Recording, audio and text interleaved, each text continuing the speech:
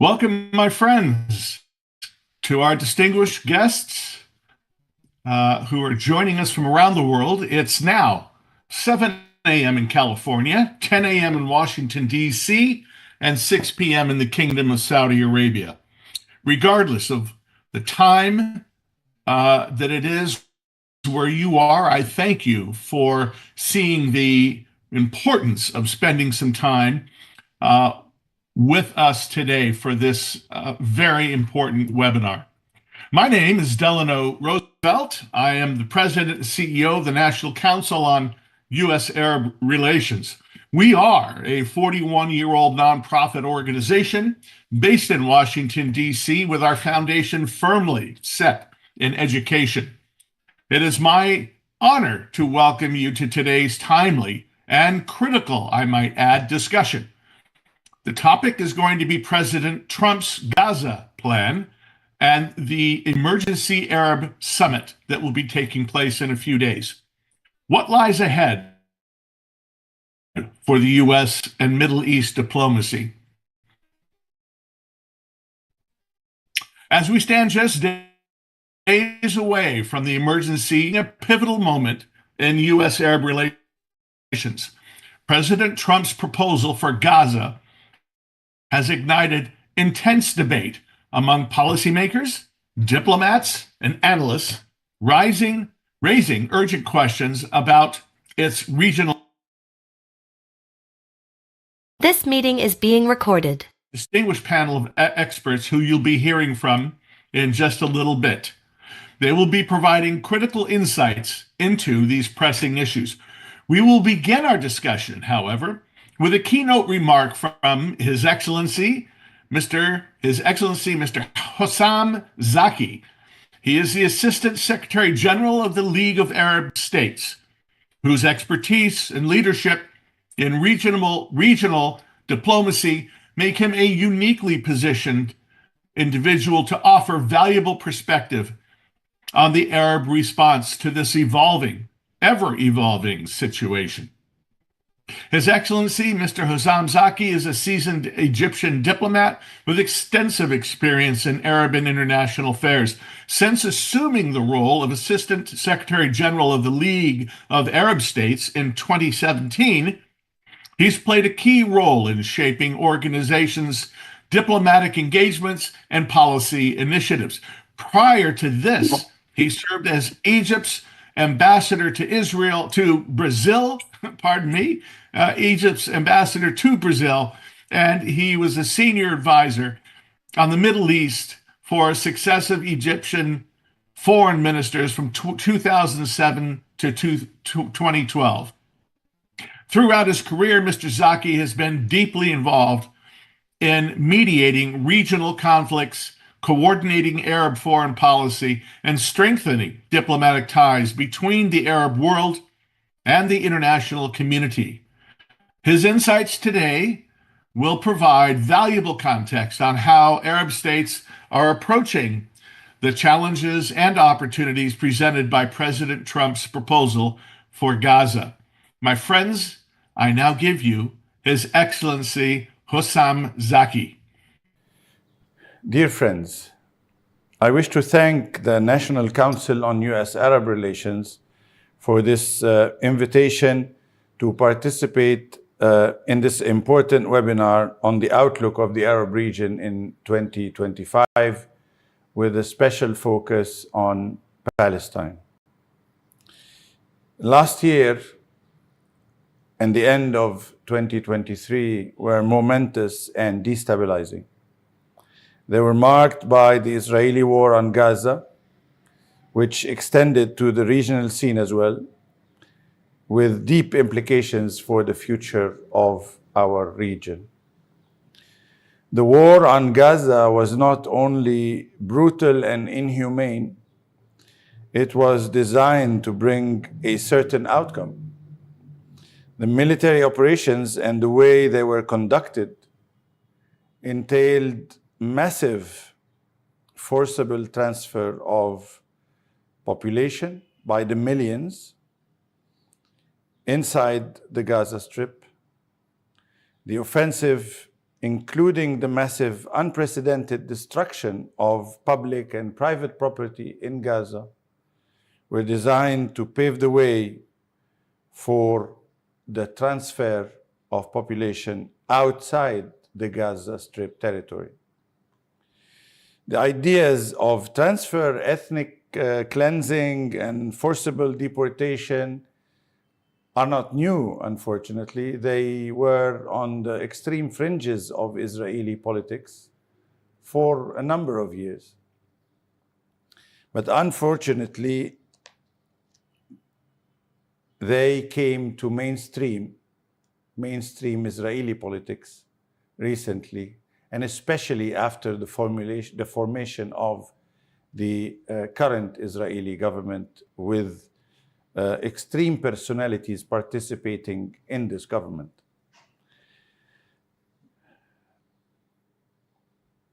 Those fascist ideas are adopted and propagated by ministers in the Netanyahu government, and they are testament to the state of affairs in Israeli politics, unfortunately, which have taken a dangerous turn to the right, the extreme right, and the ultra-extreme right. Unfortunately, it is not only the political class that has adopted such extreme positions. A quick look at the recent surveys reveals that those extreme ideas are adopted widely inside the Israeli society as well. And we hear increasingly calls by ordinary citizens in Israel to shamelessly transfer Palestinians out of the West Bank or out of Gaza and take control of the territory, of these territories. These are worrying developments, especially for people like you and me, who still believe or still want to believe in the possibility of a peaceful settlement to the Palestinian-Israeli conflict, whereby both Palestinians and Israelis would be able to live side by side in two different states.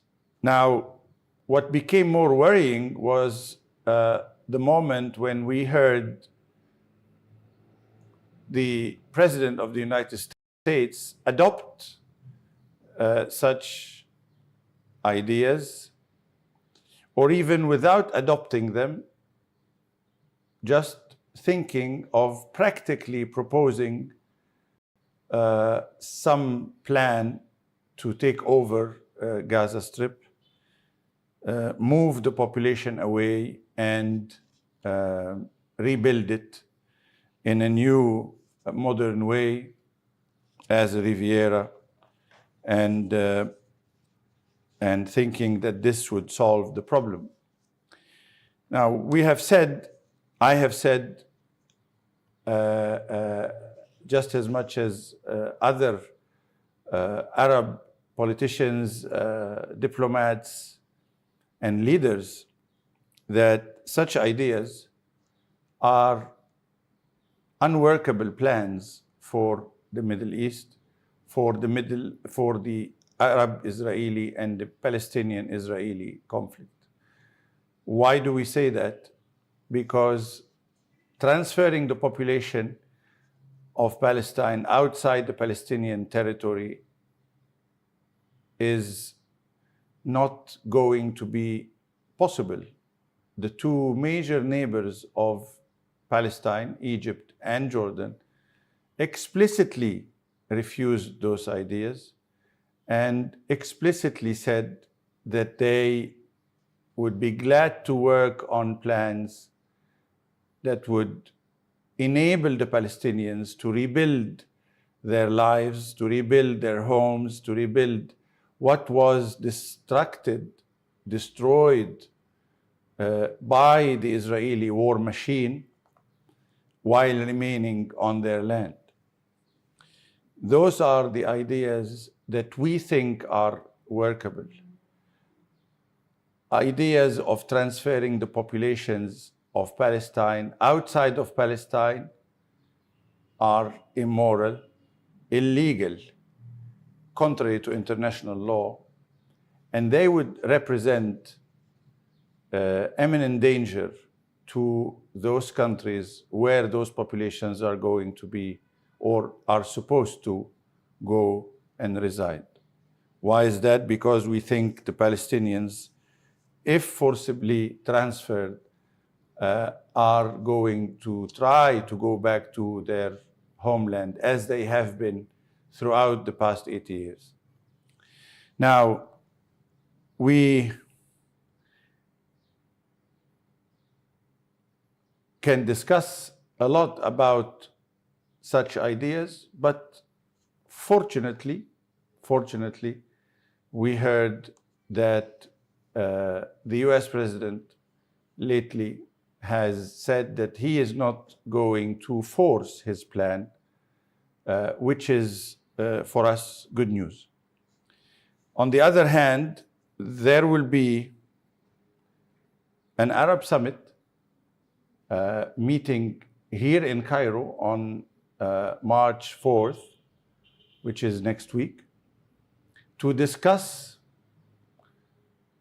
ideas, initiatives, and plans on how to move forward in Gaza, how to enable Palestinians to rebuild, how to assist the Palestinians in rebuilding, how to assist them in making sure that the Gaza Strip is going to become again a livable area instead of the graveyard that the Israeli war machine has transformed it into.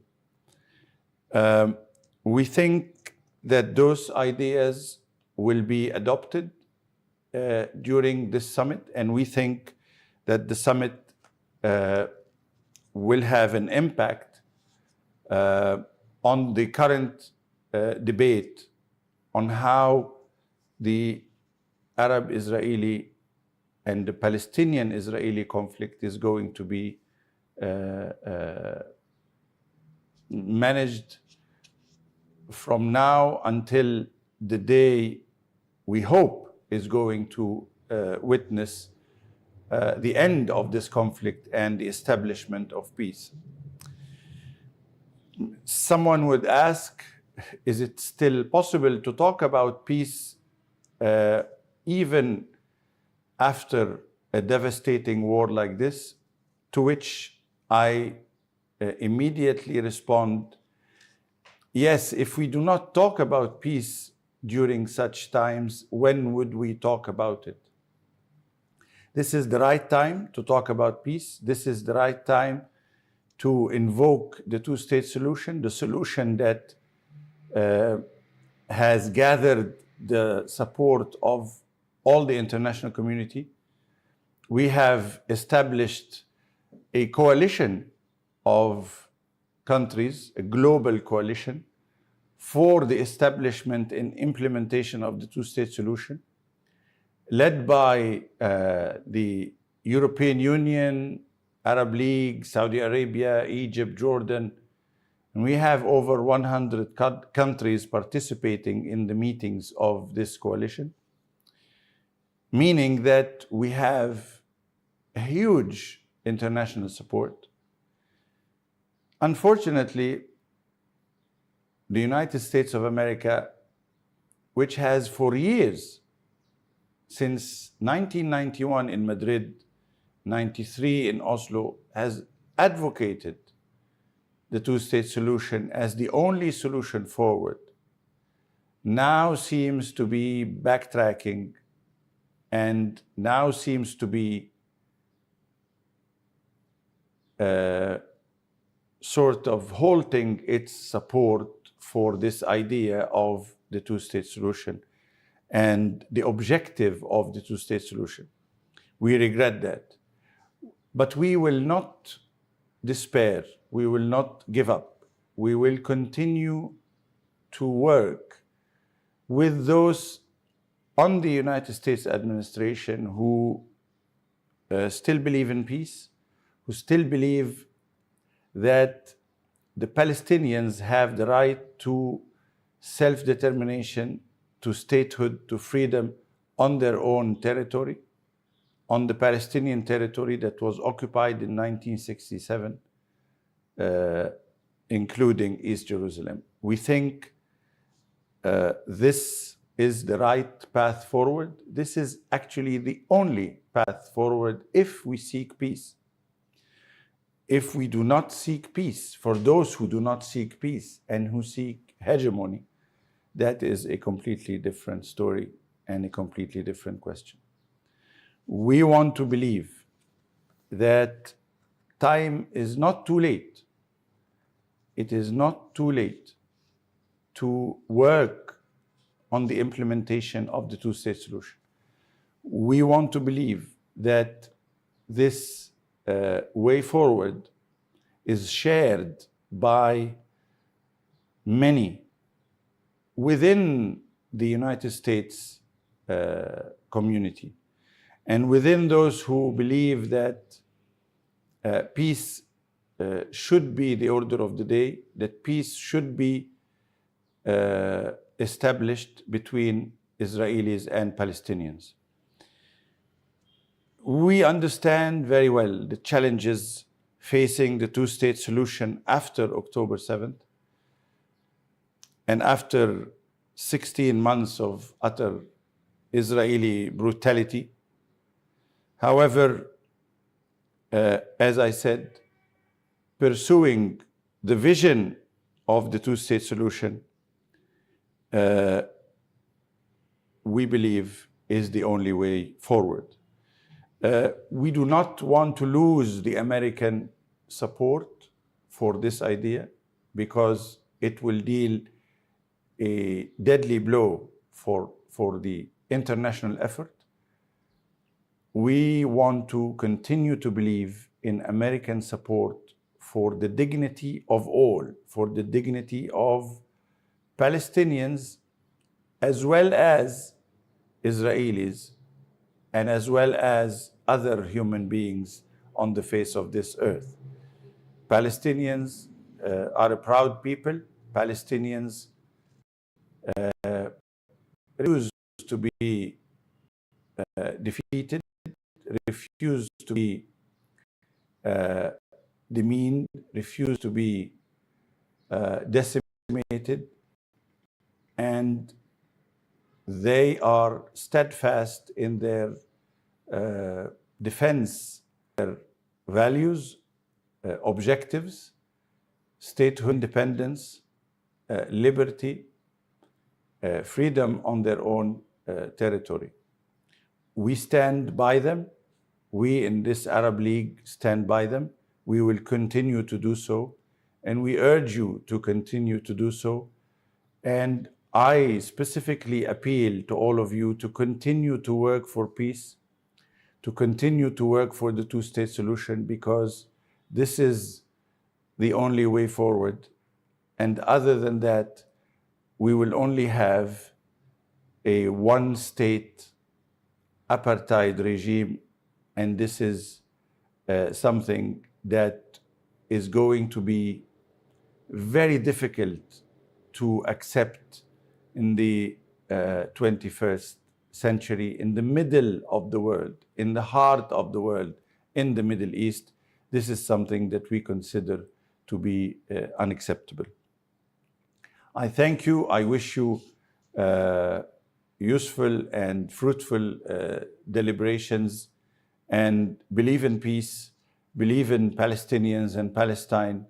This is the future, and we will win the day. Thank you very much.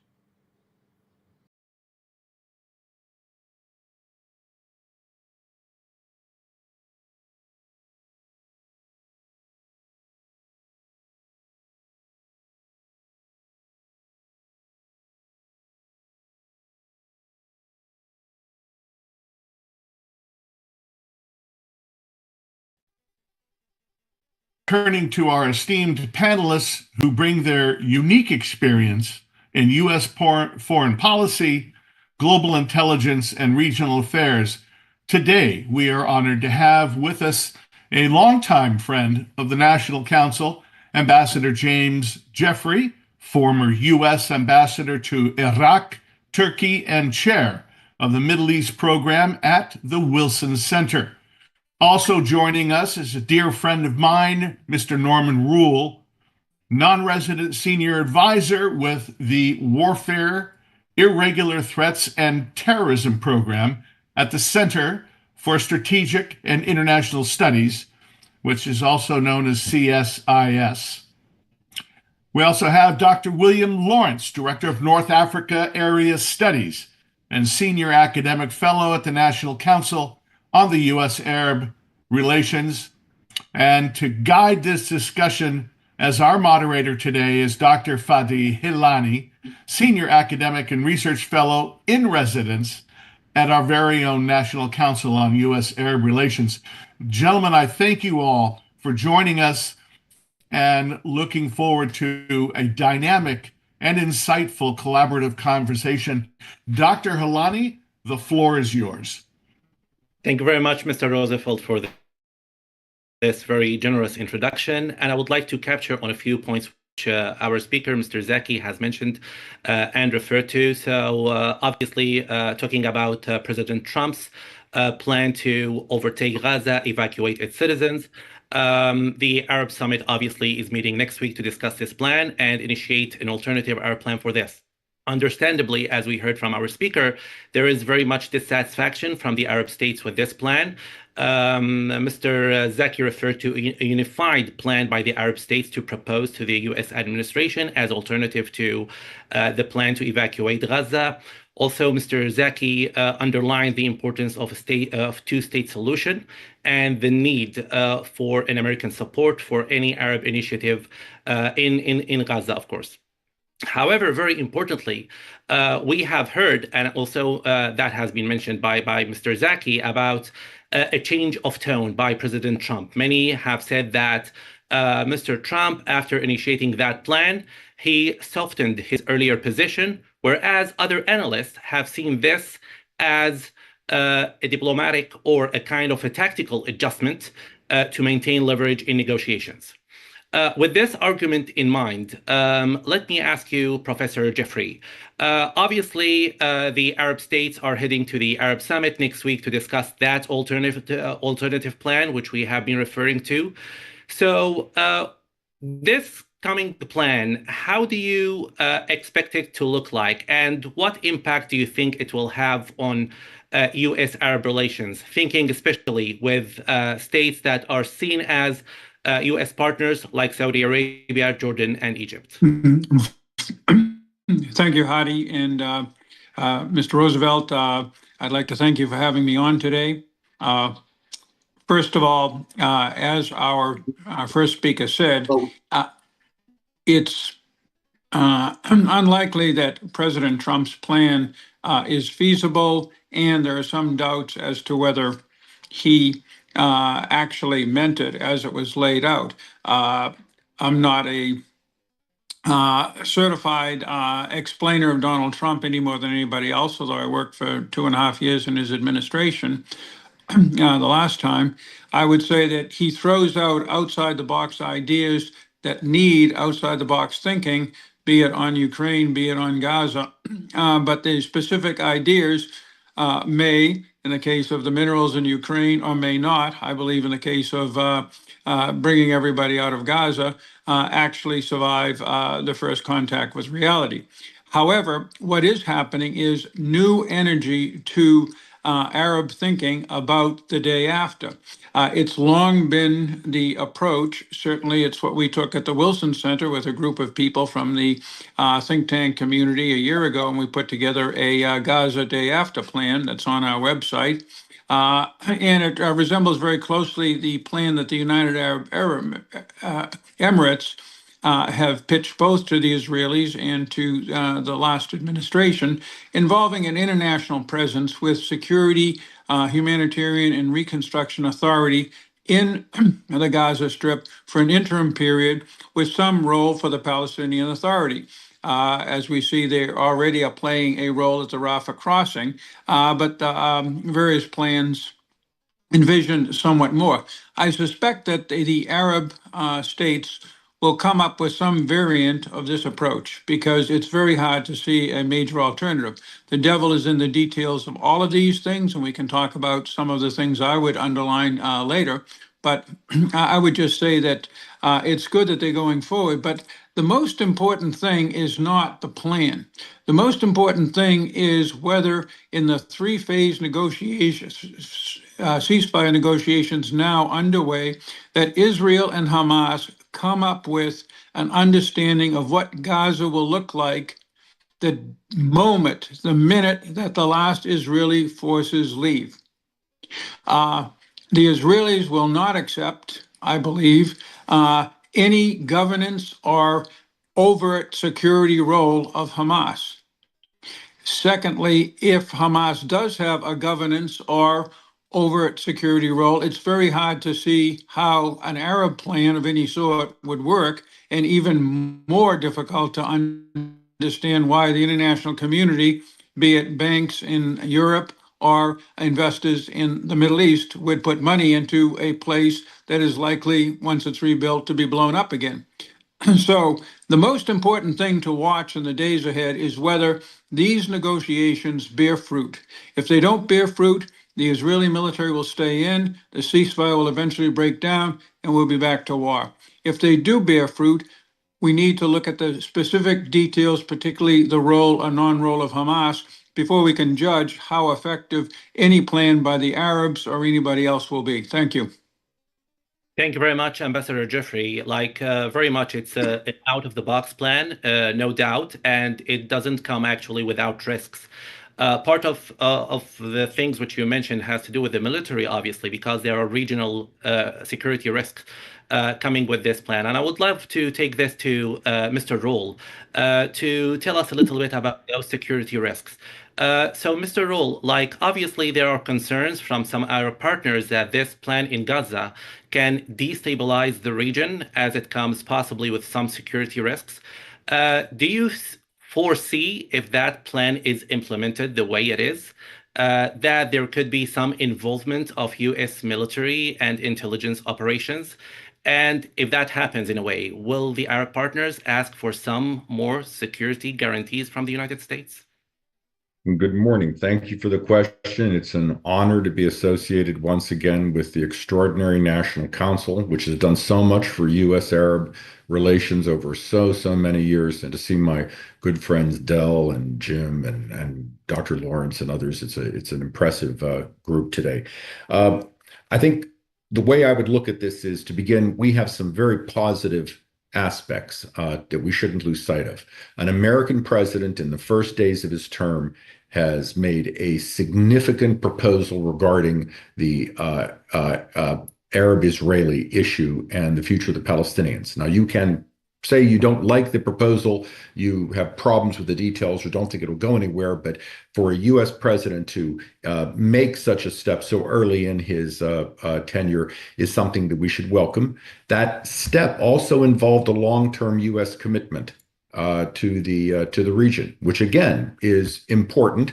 And in a world where many people have once said the U.S. was leaving the region, couldn't be relied upon for paying serious attention to the region, the Trump plan, whatever you think of it, says the opposite.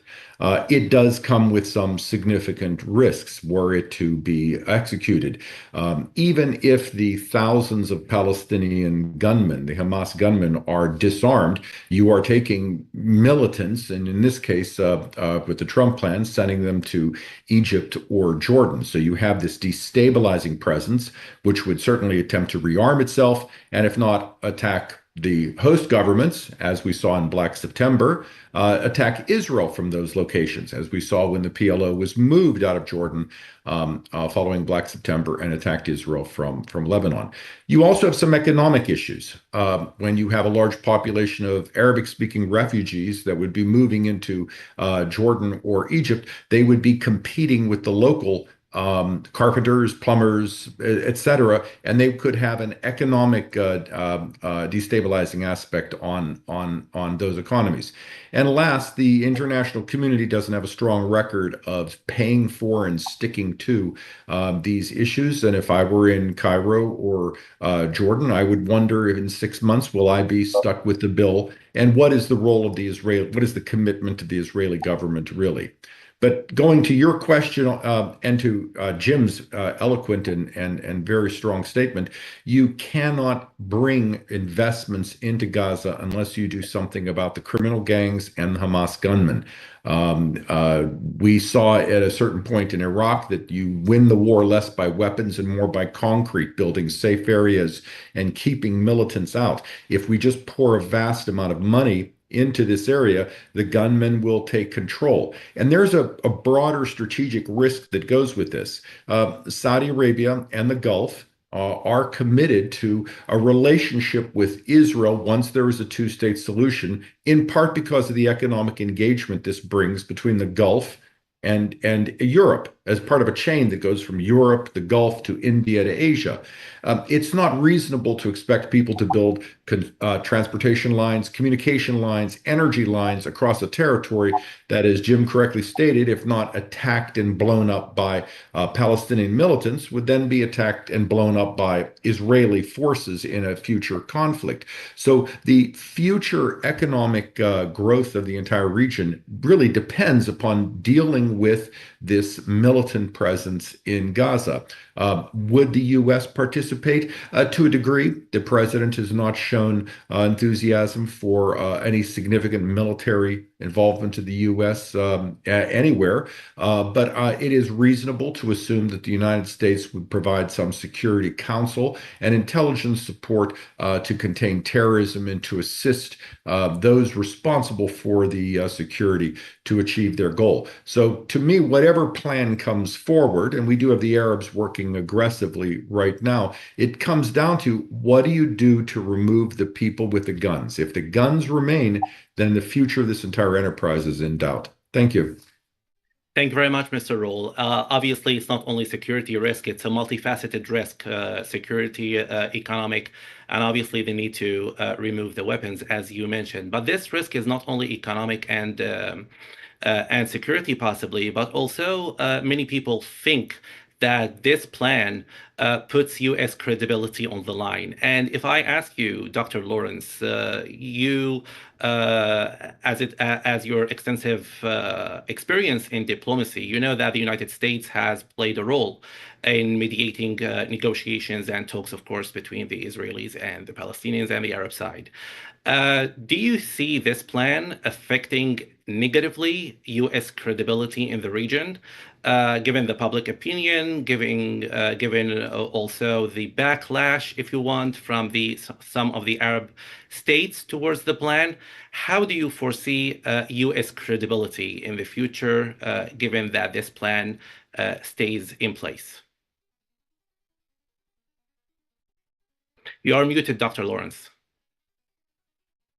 Thank you for inviting me, and it's a great pleasure and honor to be on with such an esteemed group of analysts and speakers today. I have to say, as someone who just got back from the region, the trip that you're aware that I was on, our credibility is almost at an all-time low and dropping. So it's almost that it can't get worse, in terms of the outflow from the whole Gaza experience in the Arab world. It's really bad, and although it could get worse.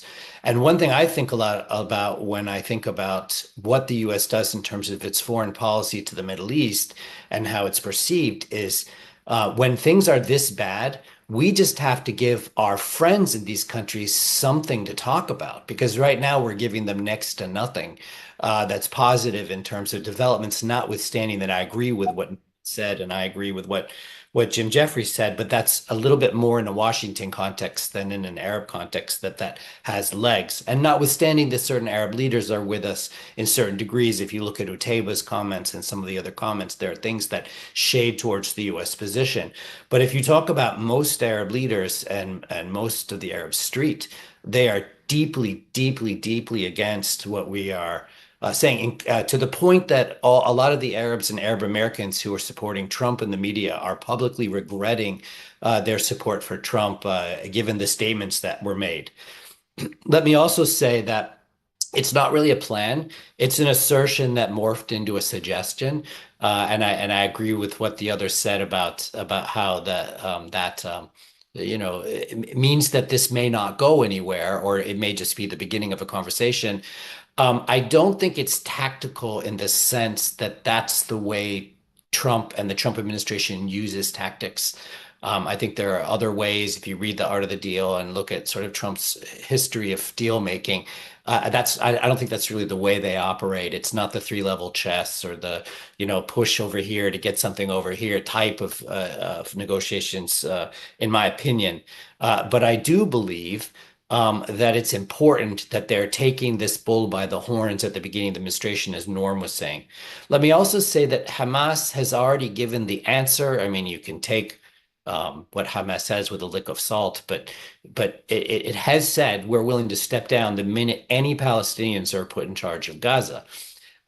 They said that could be technocrats appointed by Fatah, technocrats not appointed by Fatah, but by some other mechanism, not entirely unlike what the Israelis were proposing at one point in terms of local communities in Gaza producing. Now, it's impossible for that to happen if 2 million plus Palestinians are evacuated to other countries.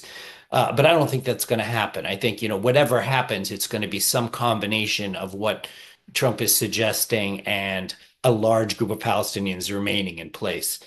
Let me also say that in line with what Norman was saying, Egypt really, really, really doesn't want the Palestinians in for a whole bunch of reasons. And I did a lot of private interviews with senior Egyptians over the course of the last year and a half from my own private work. And it was extremely clear to me that there's just no chance. There's been a lot of analysis, particularly from the Quincy Institute, about how devastating moving Palestinians to Jordan would be and how could bring down the regime. There's been very little analysis from what I've seen about how hard the refusal would be from Egypt to let any significant numbers of Palestinians in. So what we're talking about now is not reconstruction without Palestinians, but reconstruction with Palestinians. And then that gets back to Norman's question, which is, who's policing Gaza, right? And who's got guns in Gaza? Now, it's easy for Hamas and its supporters to say, well, we'll disarm. They've already said they will. But we had a disarmed Hamas that attacked Israel on October 7th, and that they didn't officially have official weapons they could use. So, and this tunnel network has not been entirely dismantled yet. I've worked on the tunnels quite a bit again in my private research, and we're still having hostages released and cadavers brought out of tunnels that still are not entirely understood by the Israelis, and even though perhaps a few dozen hostages were killed by the Israelis in bombings, others weren't, and that whole tunnel network is still something that I don't know if the Israelis are going to try to figure it out before they leave or will have figured it out by the time they leave. But the underground economy of Gaza and the underground, political and administrative infrastructure of Gaza is not entirely dismantled, and so that poses a threat to stability going forward. So let me finish by saying that it's very clear to me that the Trump proposal is a non-starter. It will provoke a reaction. We already know a bit of what the reaction will be: an Egyptian-led reconstruction with hopefully a number of guarantees about with spoilers not getting in the way of this Egyptian plan with some foreign troops. I don't expect a lot of surprises to come out of the Arab League meeting, but I do expect, something akin to the old Saudi proposal, and then another reconstruction of Gaza with the Palestinians allowed to maintain control of their ancestral homeland, and whether or not the Israelis can live with that. It remains to be seen. One last sort of subpoint on that.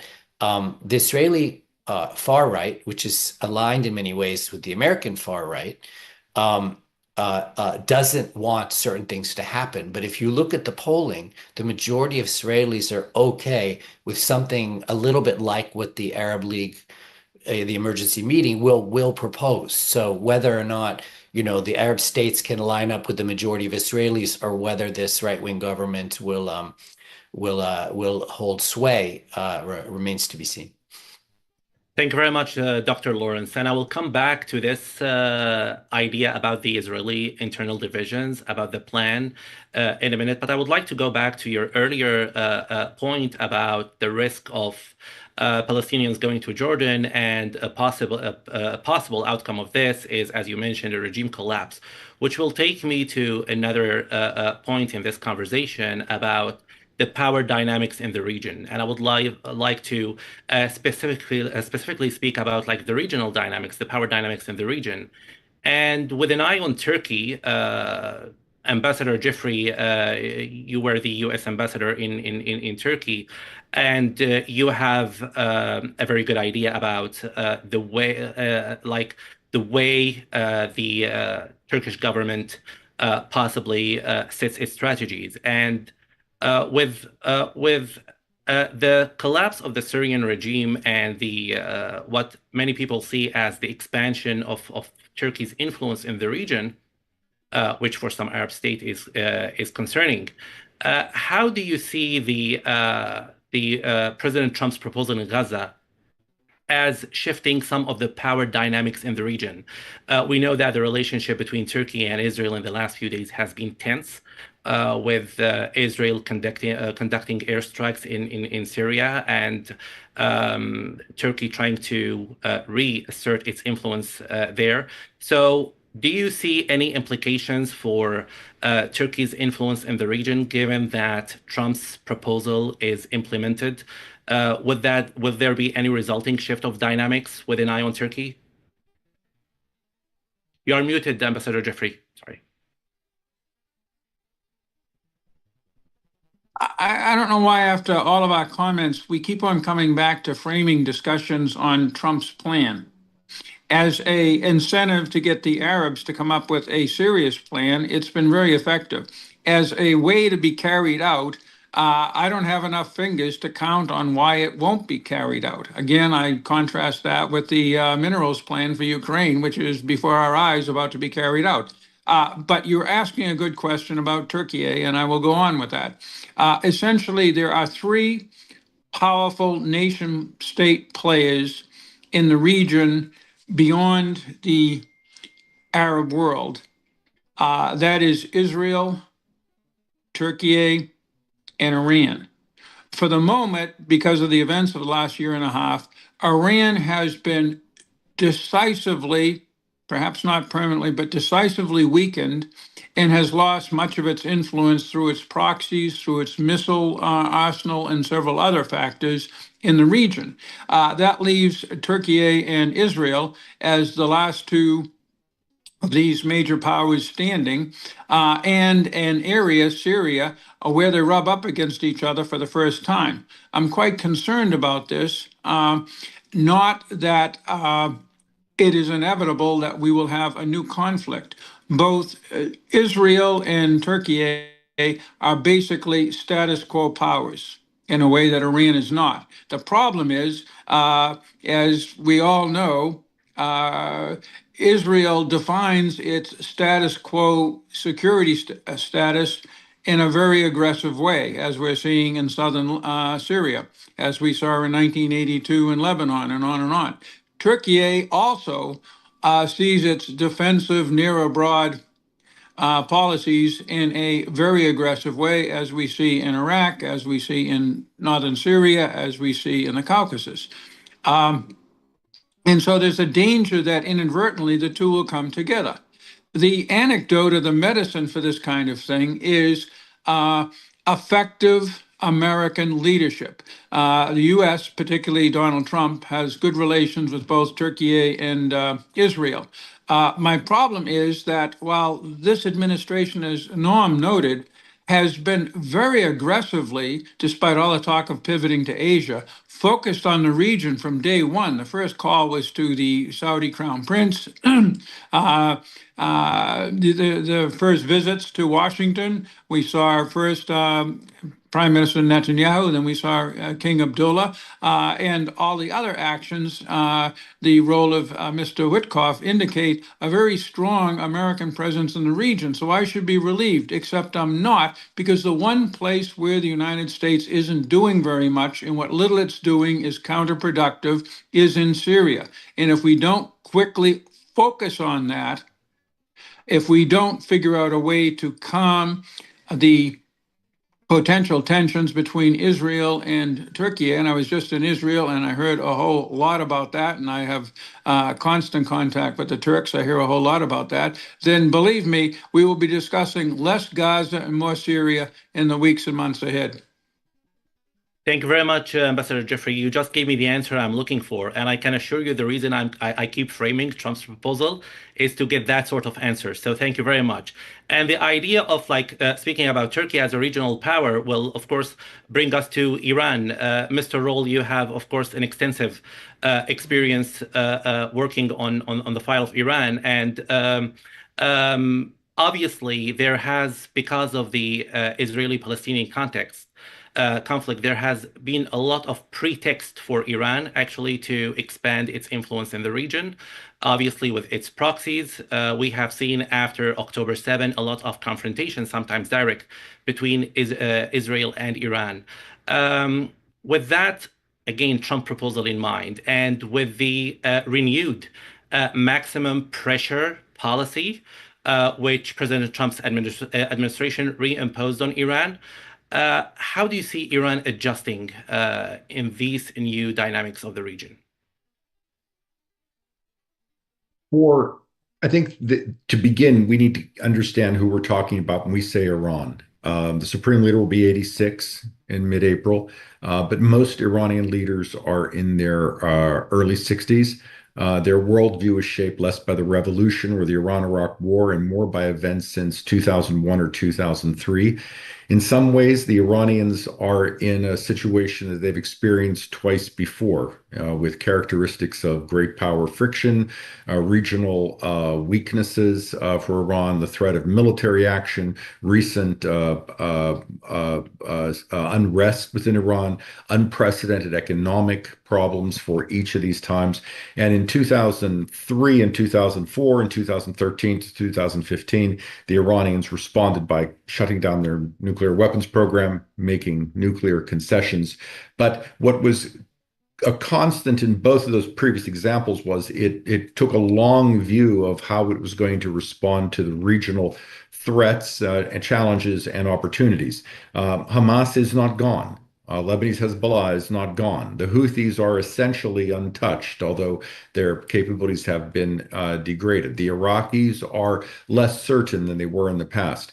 But the Quds Force remains. As long as the Quds Force remains, well, they have a job to do, and it's not only in the near abroad, but in the Arab world, but in Afghanistan, Latin America, Asia, Africa, etc. So for Iran, Iran's goals will be, in some ways, to support diplomacy. Diplomacy relieves military pressure on its proxies. Diplomacy allows the Quds Force a chance to think about how they can rebuild their architecture over time and adjust to the changing regional circumstances. Also, in 2003 and 2013, you had a Europe which was very interested in negotiations, and even a United States which was interested in negotiations.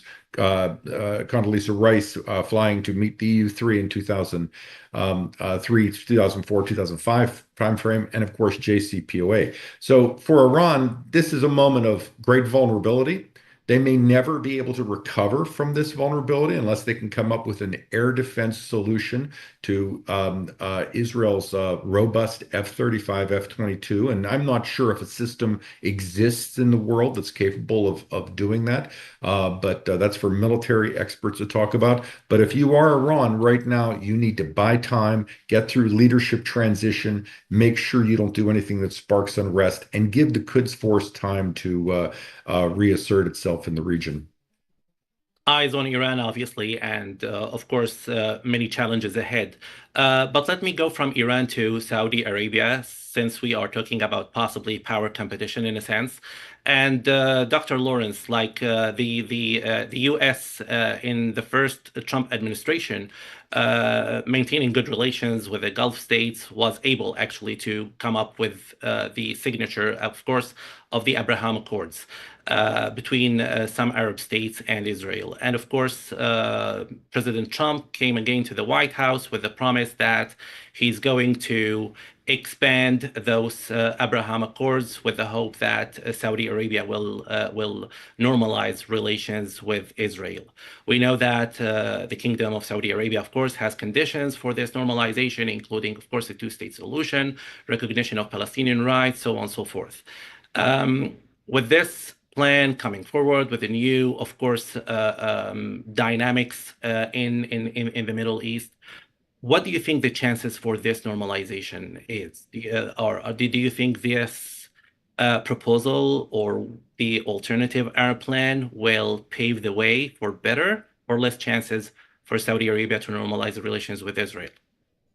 Well, let me echo a little bit what Assistant General Secretary Zaki said, which is I'd like to believe, right, that it's possible, within the context of what the Saudis are asking for.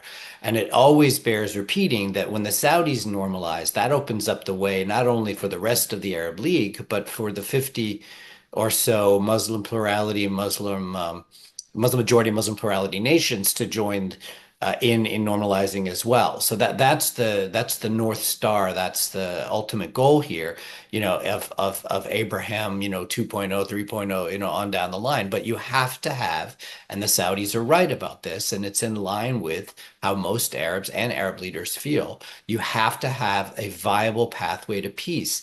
Now, the ingredients are there. I mean, any diplomat worth his salt can kind of see what it is. A technocratic government comes into power in Gaza. You have eventual elections, which also Hamas is agreeing to.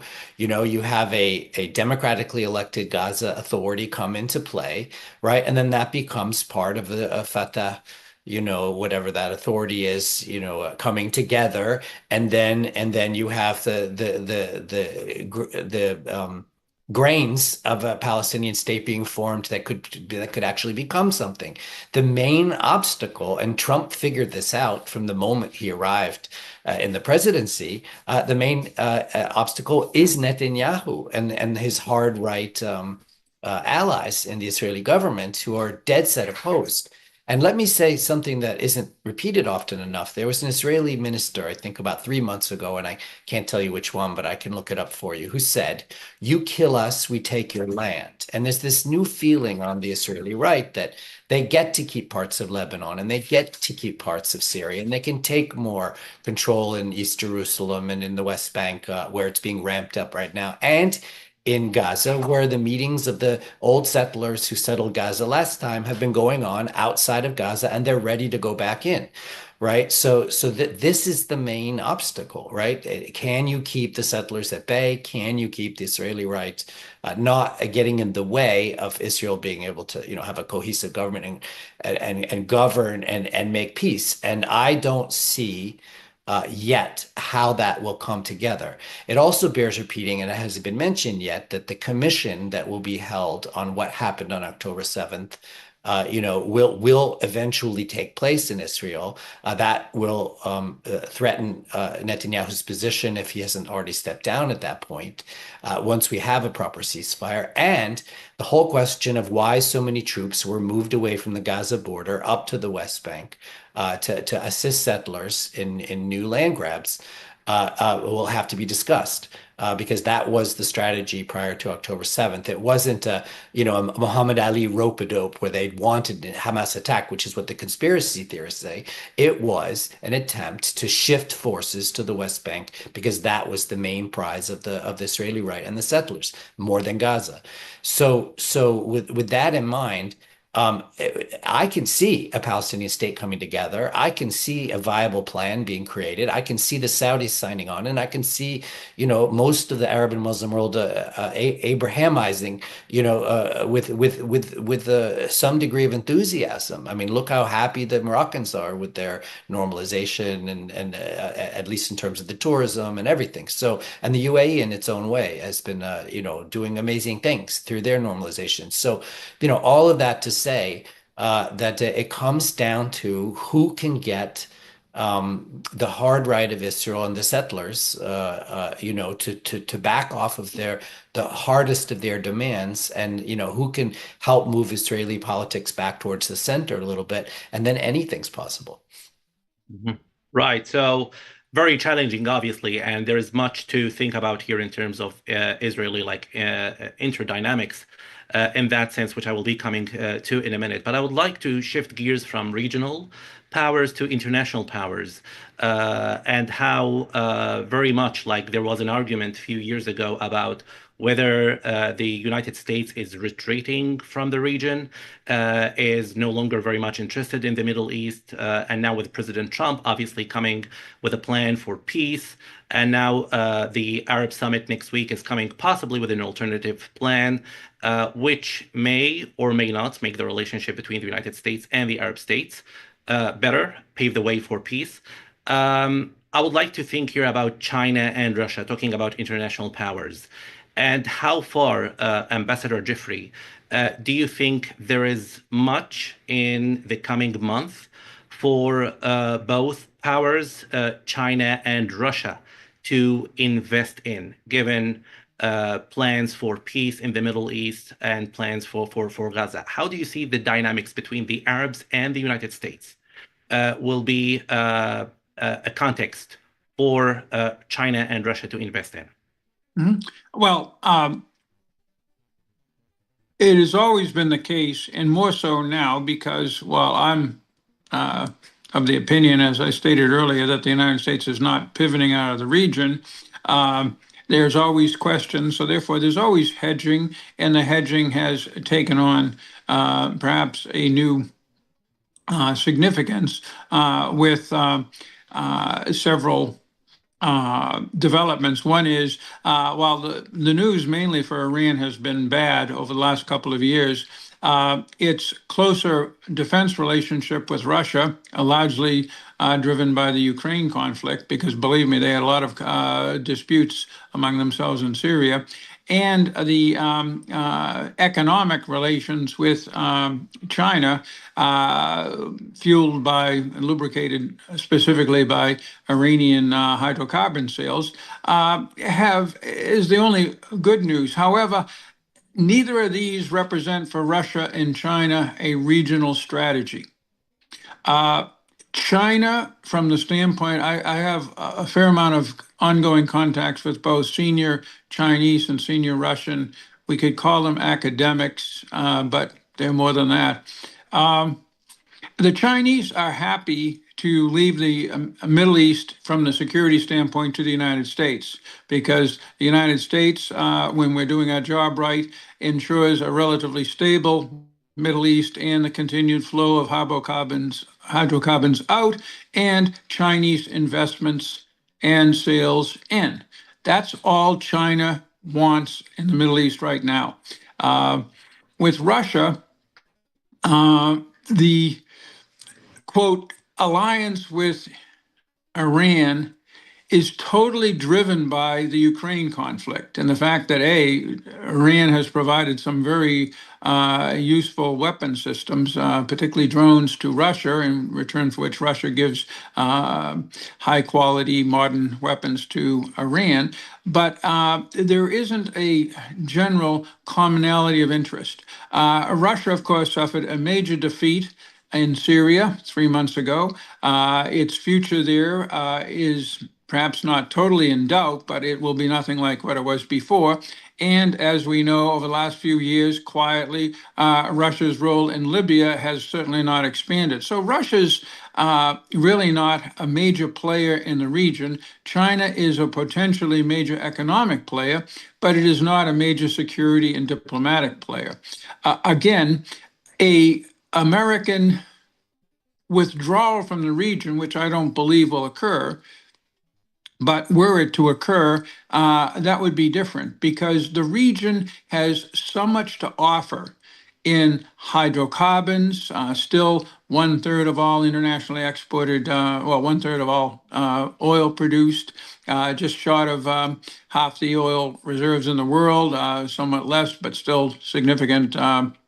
Natural gas, transportation links, the sovereign wealth funds of the Gulf states, which are dramatically important financial instruments in the entire global sphere, and various other issues from refugees to terrorism to weapons of mass destruction draw in the rest of the world. You can't ignore the Middle East. So if the United States does ignore it, then my calm and optimistic predictions that neither Russia nor China will play a major diplomatic or military role in the region in the near future may come a cropper. Thank you.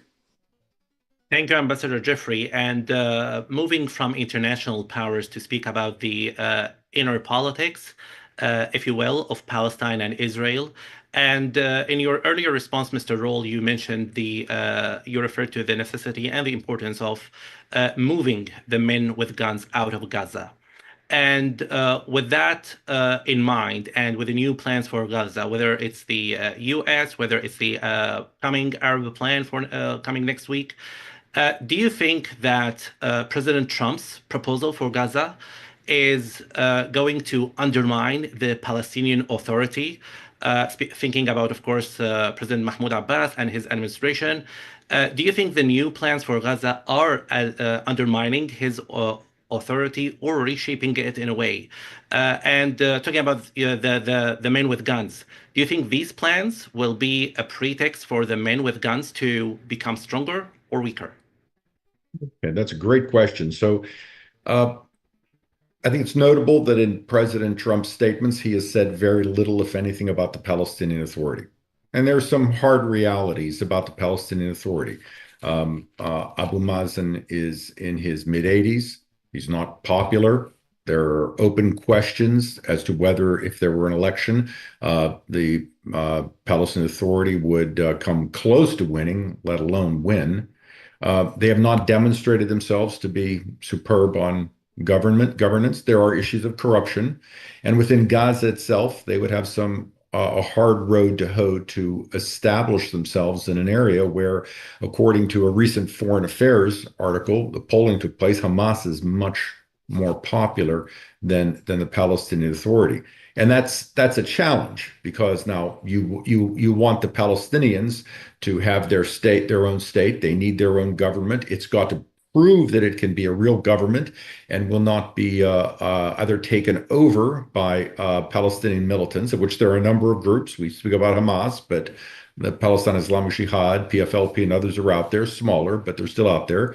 Or that the Hamas might turn itself into a version of Lebanese Hezbollah in a Lebanese state, where the international community provides the funds for picking up the garbage, keeping the water, this basic state going, but the power, the violence remains in the hands of a militia. So simply with Hamas saying they're just going to step away, that's great, but I would want to see a lot more.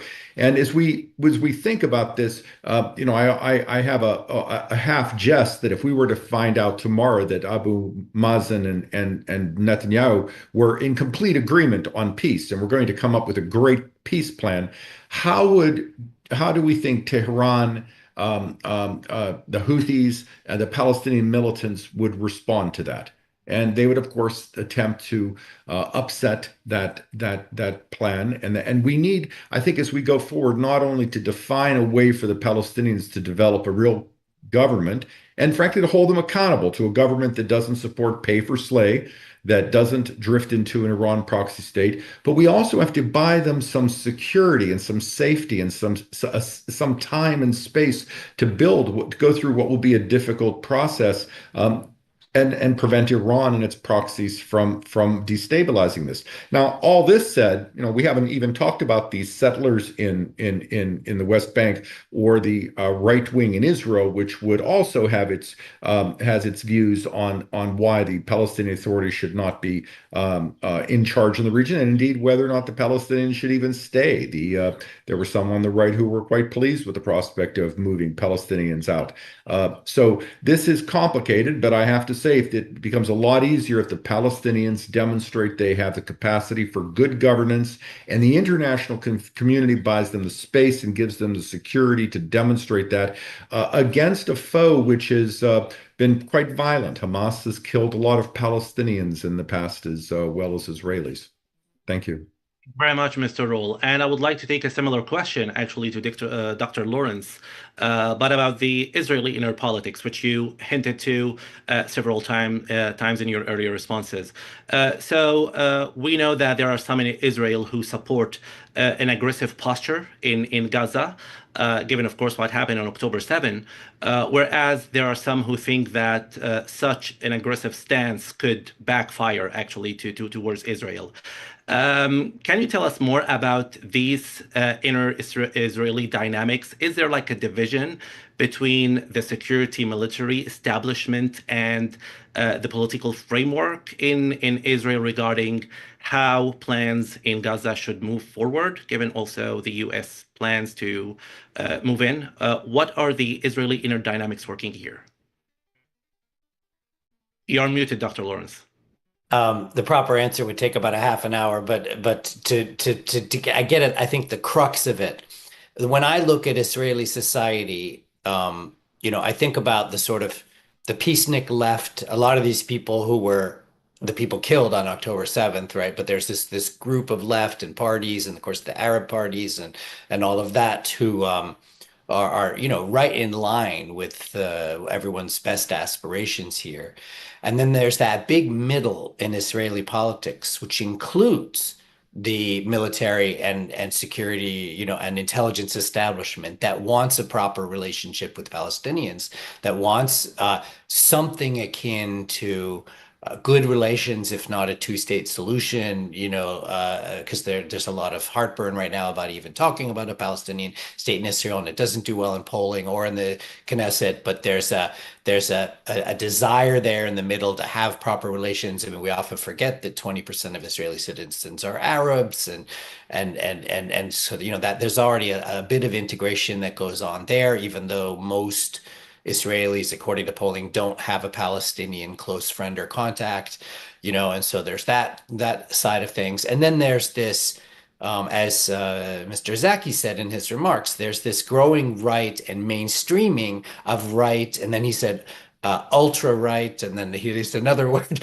ultra far right, thinking that has been mainstreamed in Israeli politics. And I think the $64,000 question here is how much of that Israeli hard right thinking is a product of October 7th and just anger and frustration and disappointment with years of failed peacemaking, and how much of it is really ideological positions that can't be broken.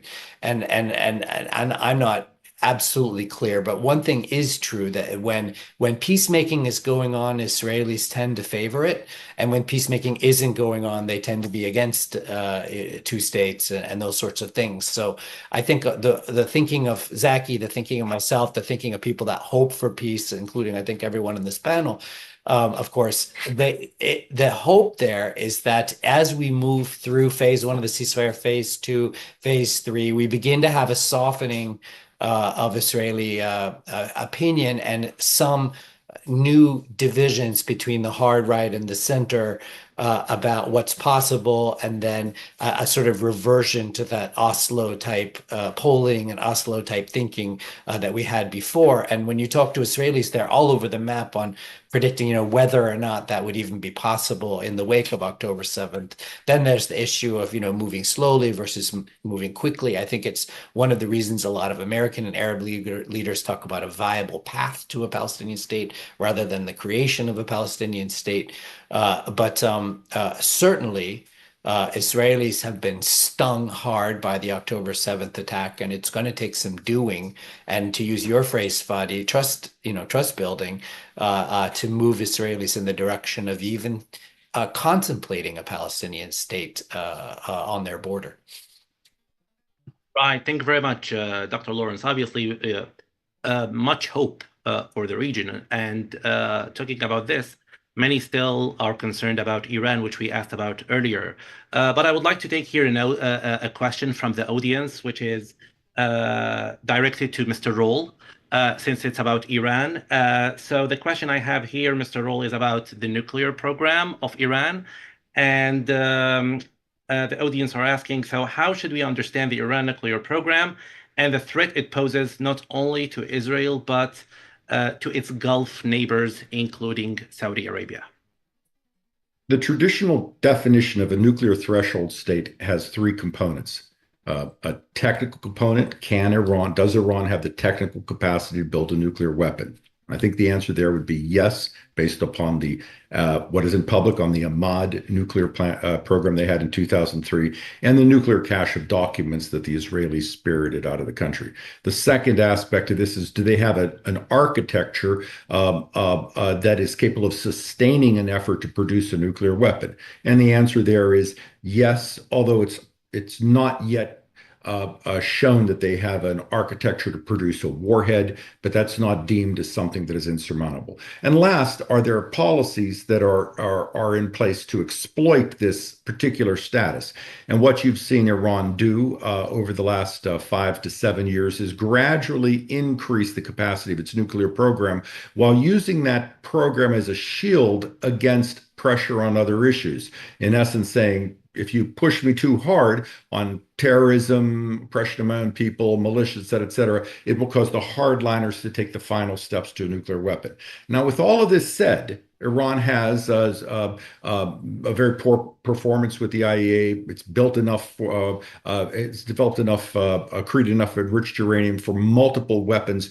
But there are two things the Iranians have to complete a weapons program. First, they have to have the confidence that they can get away with it without being discovered.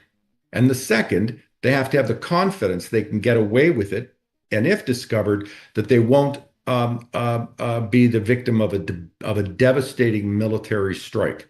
So the United States has traditionally stated that we will not permit Iran to develop a nuclear weapon. All means are on the table. The Israelis have certainly demonstrated that. And in essence, what we've got now is a constraining factor on Iran. You have to imagine somebody going to the supreme leader saying, I think I can build a nuclear weapon and it will be done in secret. And he'll say, well, Mohsen Fakhrizadeh couldn't do that. And the cache was done. And people keep discovering things and they keep attacking us.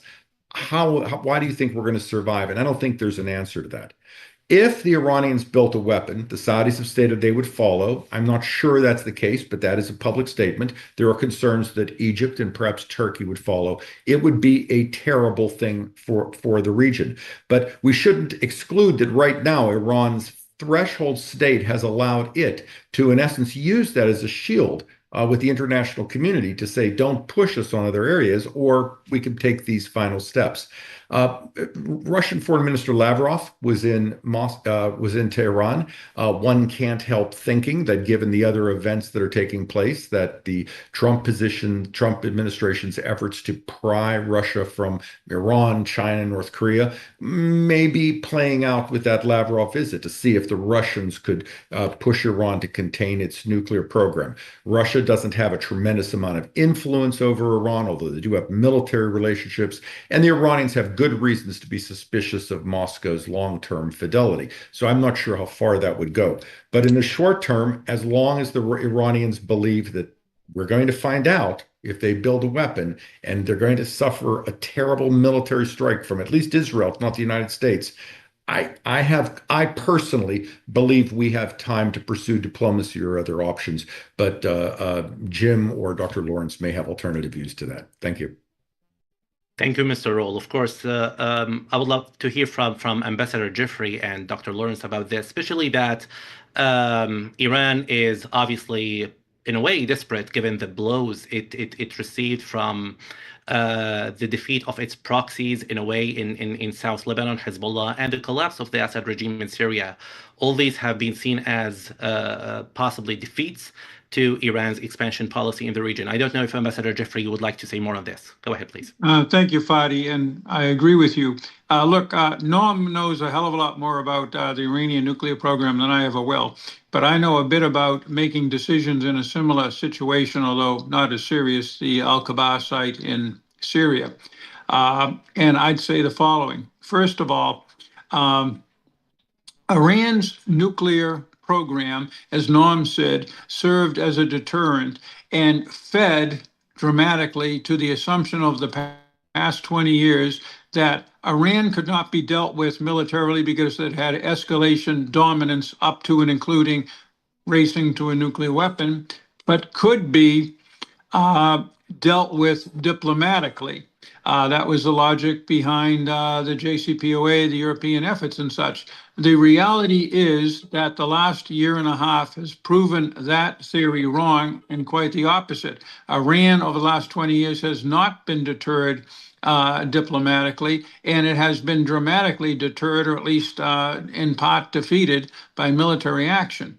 I believe that after October 7th, the value of the Iranian nuclear program, not only as a way to curtail efforts against Iran's proxies or Iran's missile program, because it hasn't worked for that, but even as a threat in and of itself has largely gone away, because what we know now is that Israel, which always had, using many unconventional means beyond just bombing, the capability in a military sense to destroy Iran's nuclear program or set it back dramatically, and more importantly, set back the state that would be pushing nuclear weapons, now has the will to take those very dramatic steps if necessary.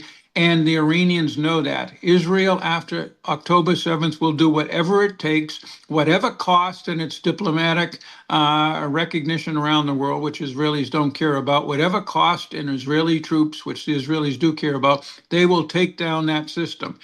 And the United States, realizing how difficult and how dangerous the Israelis doing it alone might be, including for U.S. bases and U.S. interests and the interests of our Arab friends, could well, when Israel calls, as they did with the Al-Kabar, and said, your right of first refusal, Mr. President, we might do it ourselves.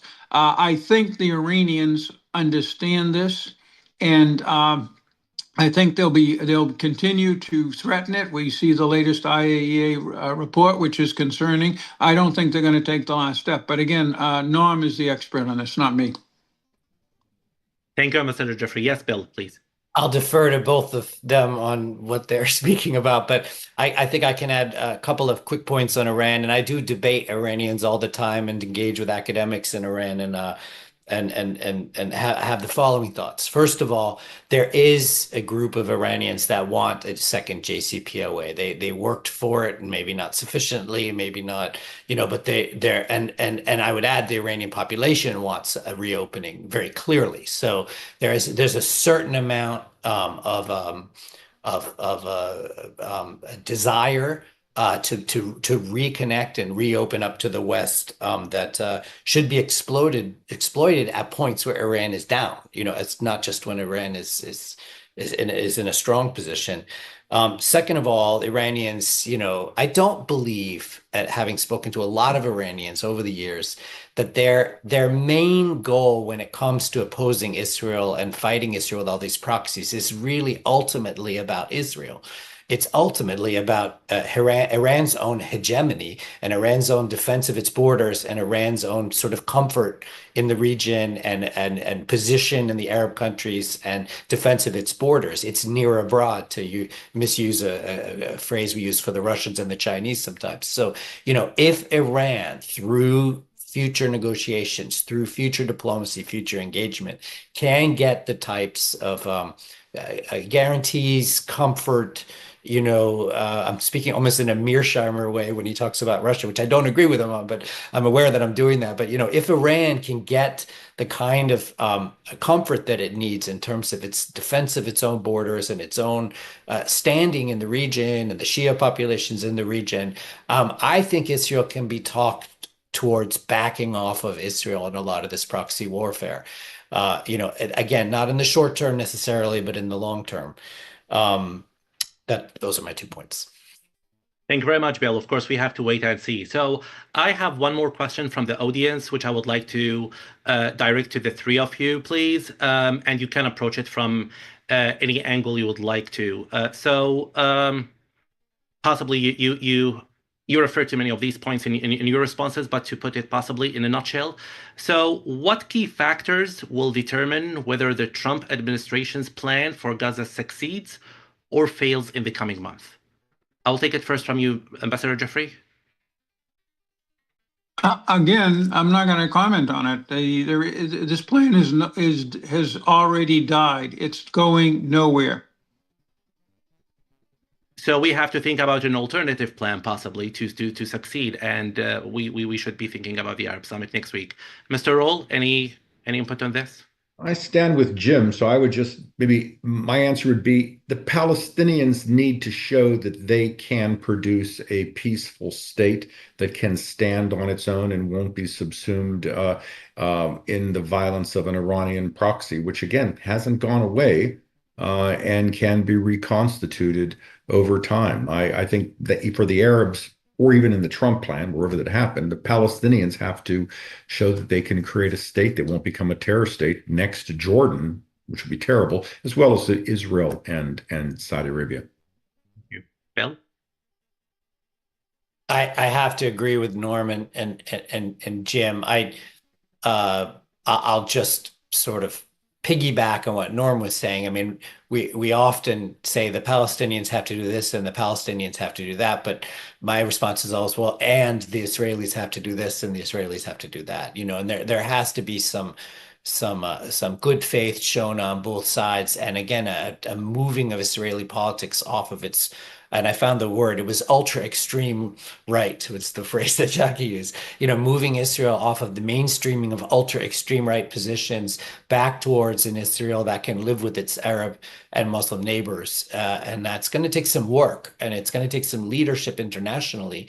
And I did notice also in Zaki's remarks that he talked about the 100 countries or so, I think it's probably even more, that are with a two-state solution. So to whatever degree the two-state solution has no currency in Israel and has no currency in Gaza, it has currency internationally. And so with some leadership and with some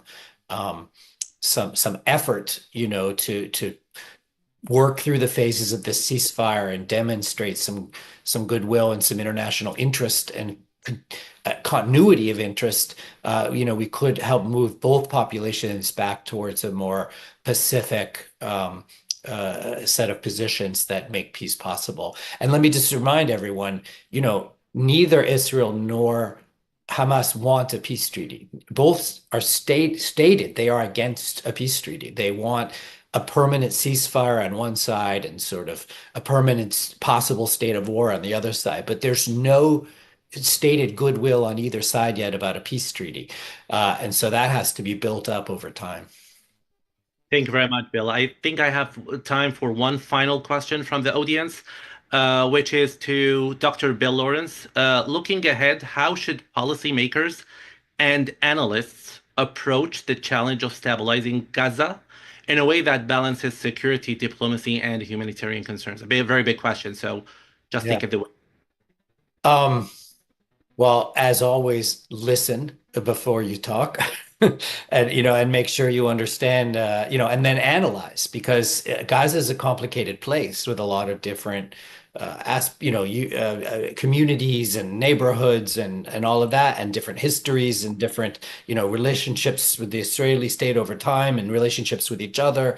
We haven't talked about the tribal aspect, but when I was doing my research on the tunnels, the connection between Egyptian families and Palestinian families in the south, and those are the families that were more aligned with Fatah or with Hamas or with neither, and they were just transactional, is interesting. So, the internal Palestinian dynamics are important. And then let me just add, using that new term scholasticide, with the total destruction of the Palestinian universities and the near total destruction of their hospitals, we haven't just had a flattening of apartment buildings. We've had a flattening of most of the, civilizational, if I can use that term, infrastructure of Gaza in a way that was apocalyptic and needs to be addressed. And I can say, as a former diplomat, I've sat in meetings where officials from one part of the U.S. government were shouting at officials for another part of the U.S. government over the Israelis flattening another U.S. built building in Gaza. And there were hundreds, if not thousands of buildings that went down in this conflict and in previous conflicts that the Americans had a hand in building or a hand in running, because I think the biggest single contributor of humanitarian assistance and support is the United States to Gaza, or at least one of the biggest. So when the AID closed down, I don't know how that affects things and where those U.S. resources will shift, but all of that to say there's a lot of knowledge already in the U.S. government. There's a lot more that can be mobilized to engage with Gaza and the reconstruction of Gaza and the rebuilding of Gaza. I have a lot of friends who are Palestinian technocrats. One who's going out to Brussels now as the ambassador. I know a lot of these Palestinian leaders and academics, and they're fine people who have the same values Zaki was talking about, and Norman says need to be demonstrated through goodwill from the Palestinian leaders. But there's plenty there to build on. It's just trust has been so broken and the attack has been so apocalyptic. It's going to take some dealing with the trauma and licking of wounds and rebuilding of relationships to make this work. And I'm not sure people understand how difficult this will be, but it's definitely doable given the resilience of the people of Gaza and the Palestinians in general. Thank you very much, Bill. And I think we all agree on this note, of course, that the most heartbreaking, of course, part of all this has to do with the humanitarian condition, of course, and with the condition of people during, before, and after this war. And I think this is why Mr. Zaki referred to the idea of evacuating people from Gaza as immoral, and he highlighted, obviously, we discussed this, of course, the unified plan which the Arab states must come with next week, and the importance, of course, of its two-state solution. Not only did we discuss this in our conversation, but also we discussed the dynamics of regional and international powers, given what's happening in Gaza. And of course, we hope that in the coming month, of course, there will be much more into U.S. Arab relations, where the U.S. and its Arab state partners, of course, can play, of course, in the following month to bring peace, not only to Gaza, of course, but to the whole Middle East, as President Trump promised. Hopefully, we will see an expansion of the Abraham Accords, more collaboration between Arab states, regional powers, and a better condition, of course, for all people. And saying this, I would like to thank you all, our dear experts, Mr. Ambassador James Jeffrey, for your insights, Mr. Norman Roll, thank you very much also, and our own Dr. William Lawrence, thank you for your insights. Thank you very much, everybody, for joining us in this very timely conversation. We are looking forward to the Arab Summit, of course, next week to put more insights. So please stay tuned. We look forward to seeing you in future discussions. Thank you.